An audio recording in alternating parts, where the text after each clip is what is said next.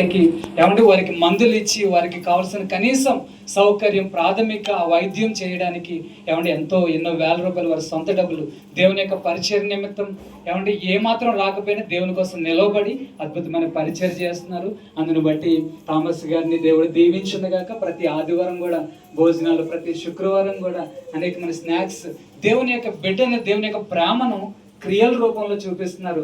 ఏంటి సార్ అంటే, తప్పకుండా దేవుడు నన్ను రక్షించాడు, ఈ ప్రేమను అనేక మందికి చూపించారు. ఈయన యేసు ప్రభు నమ్ముకున్నారంటే దుర్గాడ్లో ఏ పాస్టర్ గారు కూడా ఒప్పుకోలేదు. అయినప్పటికీ కూడా సింగిల్గా నిలవబడి నేను దేవుని యొక్క పరిచర్య కోసం నిలవబడతానని నిలవబడ్డారు. ఈరోజు 2 సంఘాలను కట్టడానికి దేవుడు కృప చూపించారు.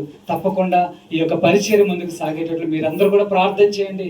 దేవుని యొక్క అనుగ్రహం దైవజనుల మీద ఉండేటట్లు, అలాగే త్వరలో చక్కని వివాహం కూడా డాక్టర్ గారికి జరిగేటట్లు మీరందరూ కూడా ప్రార్థన చేయండి. ఈ సమయంలో మన మధ్యకి డాక్టర్ గారు రావడం చాలా సంతోషం. వారికి ప్రేమపూర్వకంగా ఒక చిన్న సన్మానం డాక్టర్ గారు చేద్దాం అనుకుంటున్నారు.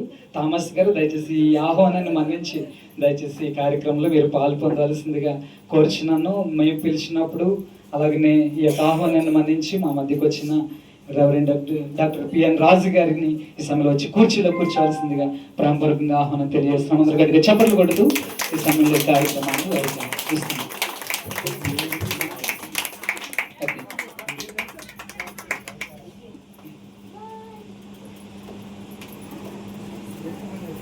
ఇక నేనేదో సంపాదించుకుంటున్నా.